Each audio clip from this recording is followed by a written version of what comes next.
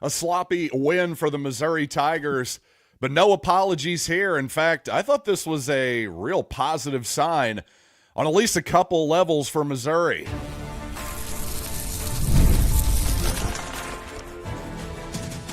You are Locked On Mizzou, your daily podcast on the Missouri Tigers, part of the Locked On Podcast Network, your team every day.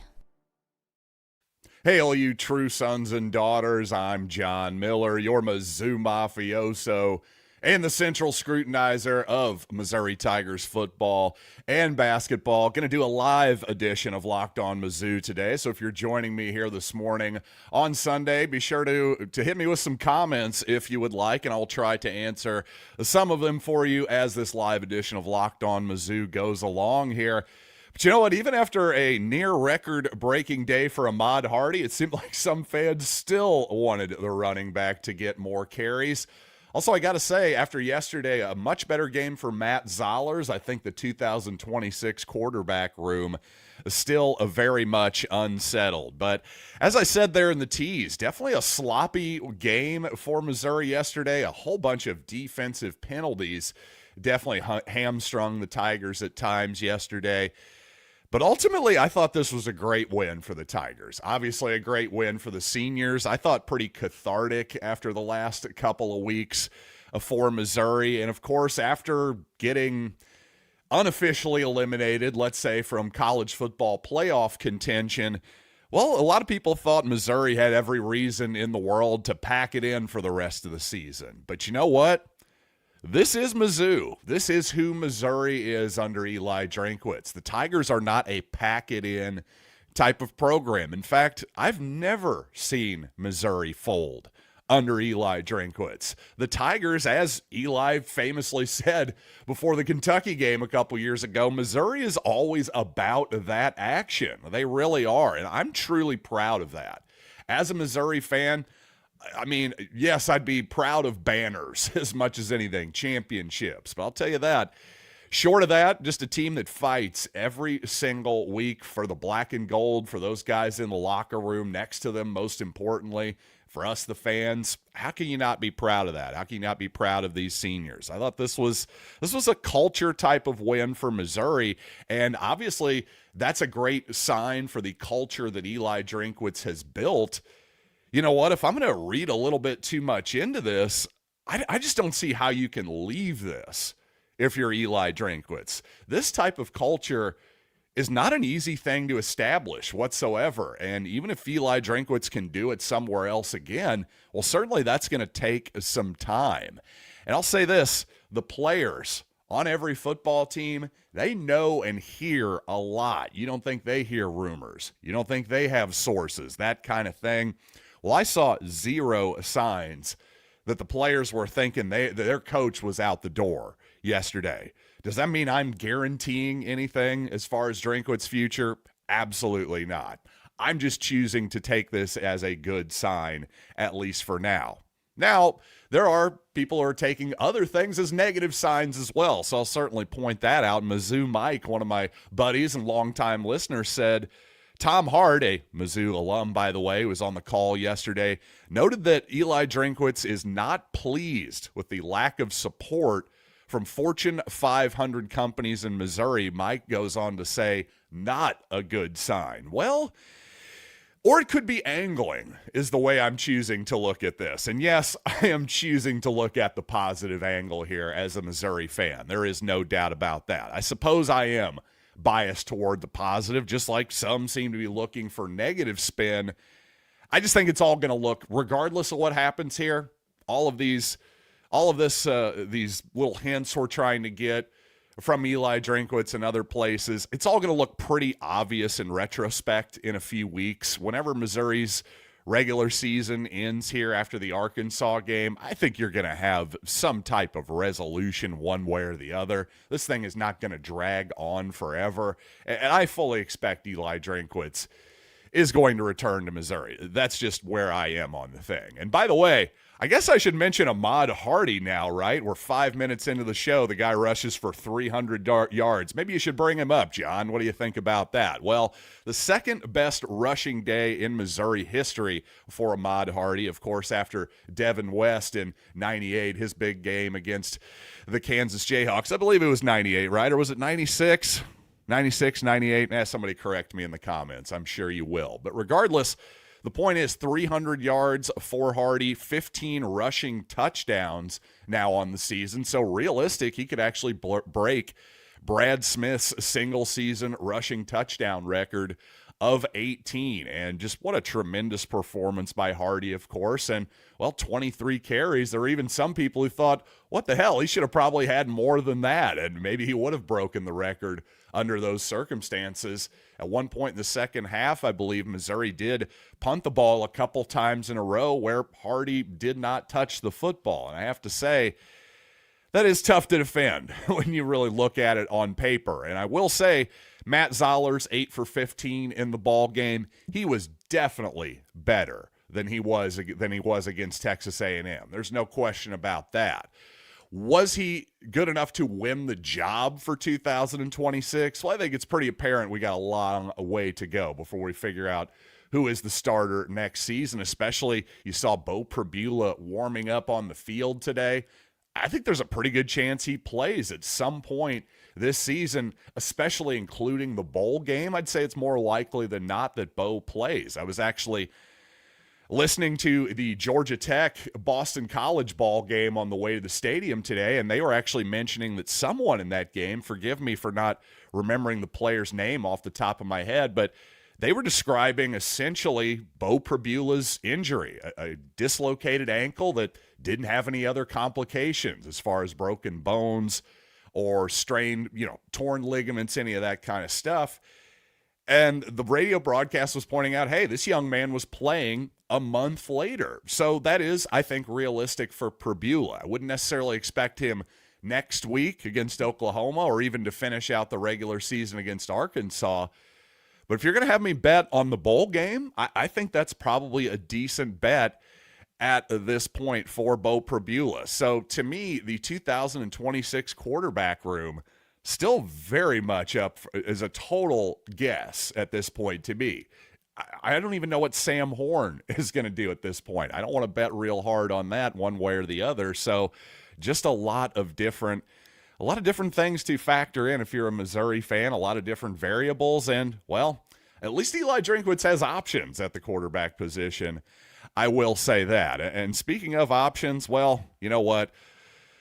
Tell you, Donovan Olugbode looking like a heck of an option for Matt Zollers or any Missouri quarterback in the future here. So let's talk about that young man and just a lot of other news and notes and just some crazy plays, too many penalties from this Missouri football game. Plenty to get to. But you know what? Let's talk about Supply House, because when the opening whistle blows on a new repair, get your crew moving forward with Supply House.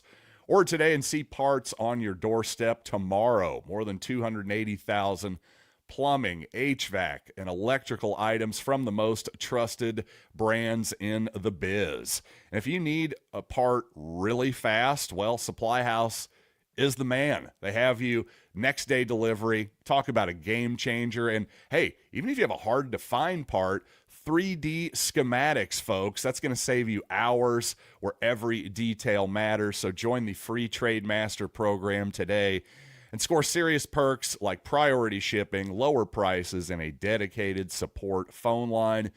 Visit supplyhouse.com to sign up for free and use promo code SHCollege5 for 5% off of your first order.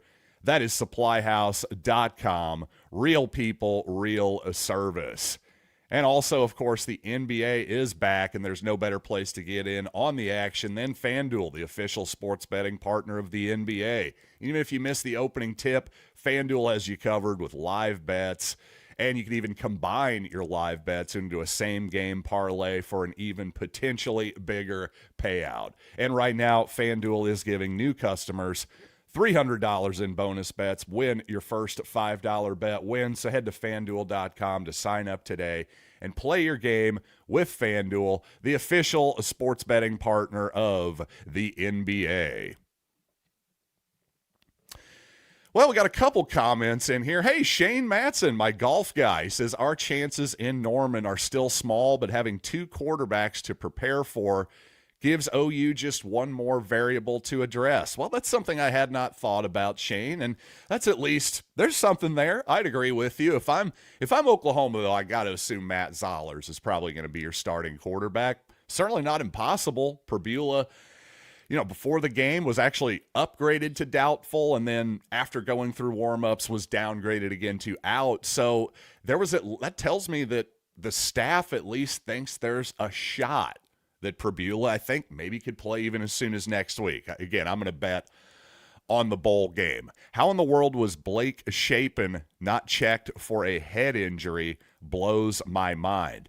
Well, that's a good point there, too, Mizzou 1755. And Shapen, boy, he didn't have the greatest second half, I'll say that. And, I'm just surprised that Kamario Taylor didn't get more action in the second half for the Bulldogs. But, what was, I suppose, Jaron Spohr over at Locked On Mississippi State called it a textbook targeting on Josiah Trotter and was making fun of Missouri fans for booing that.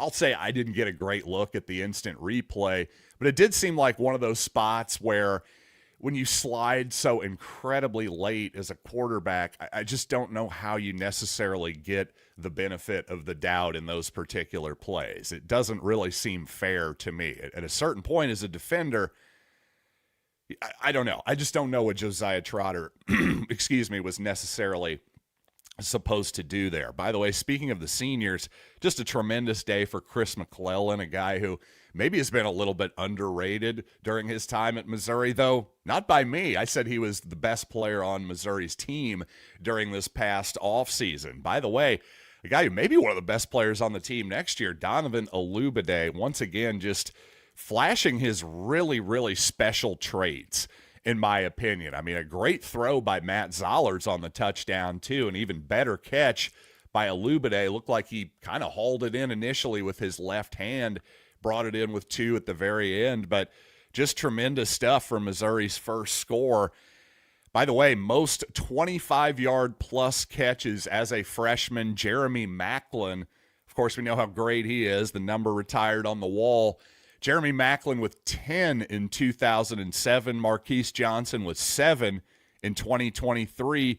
Donovan Olugbode now has 6 in 2025. That ties him with Demetrios Mason, who also had 6 in 2016. By the way, Demetrios Mason, there was a guy I hadn't thought about in a million years. He was kicked off the team after his sophomore year and, well, never really ended up emerging in college football anywhere else that I could tell. So I suppose a little bit understandable that I forgot about old Demetrios Mason. But regardless, by the way, a heck of a play since we're talking about wide receivers. For Missouri's second touchdown, a heck of a run after the catch by Josh Manning, one of his best plays in a Missouri uniform, without a doubt, I thought. And, just a lot of good stuff by Missouri, but a lot of sloppy stuff too, including just a bunch of penalties on defense by Missouri.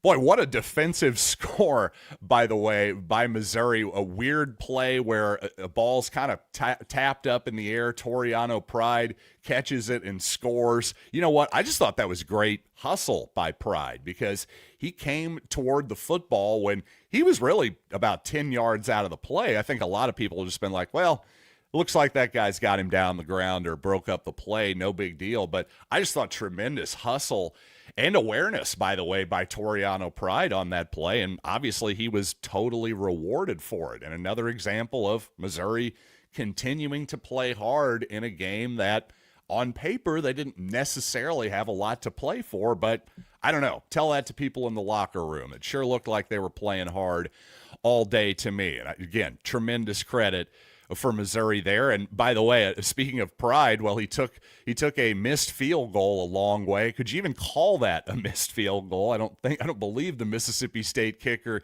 even got his foot on the ball, but regardless, a field goal attempt botched, picked up by Missouri. That was one of the more bizarre returns and plays I've seen in Missouri history. That is for darn sure. And by the way, speaking of bizarre moments, Missouri was up 14-10, and before that return, by the way, felt like Mississippi State had like 9 million plays in the red zone, and Missouri ends up having a goal line stand anyway. Really impressive stuff by the Tigers. And while Missouri did give up maybe more, certainly they gave up more points in this game than I was expecting, you got to give the Bulldogs some credit. They had a good game plan, and I thought tempo, their fast tempo bothered Missouri a little bit, stopped them from rotating their deep defensive line as much as it would have liked. And, ultimately a pretty hard fought game by the Bulldogs too. Give them credit. I really would. But the thing is, I liked the game for Missouri, obviously. And one player that I'm looking at next season for a big time breakout, I think, is Darris Smith. Obviously, Zion Young out of eligibility for Missouri. He's been a tremendous edge rusher for the Tigers. Decent chance, I think, Damon Wilson, he's going to at least find out what his stock is in the NFL. Decent chance, I think, he might go to the league next year. Regardless, we're going to need some more edge rushers. You always do. And I think Darris Smith, his second year next season, coming off of that ACL tear, I thought Smith looked better as the year went along here. And I think it would make all the sense in the world. This definitely follows most players' pattern. When you're in the second year coming off of a major injury like that, I think that's really when you have the biggest type of breakout, the biggest comeback season. It's not necessarily the year after, it's the second year after. So Smith has been, I think, a really productive player for Missouri this season, I would say. Next season, look for maybe an all-SEC type of season from Darris Smith. There's my hot take for you here at the end of the show. By the way, I thought my friend and old Mizzou mafioso Garrett Gordon online had a good comment. He said, the biggest difference between the SEC and other conferences isn't the top of the league or even the middle. It's the bottom. Teams like South Carolina and Florida have multiple early round NFL guys on their teams. I don't really see that from the bottom of other leagues. I totally agree with you, and I think when you watch Rutgers and Northwestern play, for example, I just don't see the NFL caliber players that even a team like Mississippi State has in certain spots. So regardless, hey, thanks all of you for joining me here on Sunday morning for this live edition of Locked On Mizzou. I will see you on Monday right here in this space, and thank you all for making this your first listen, and thanks for making Locked On the #1 sports podcast network.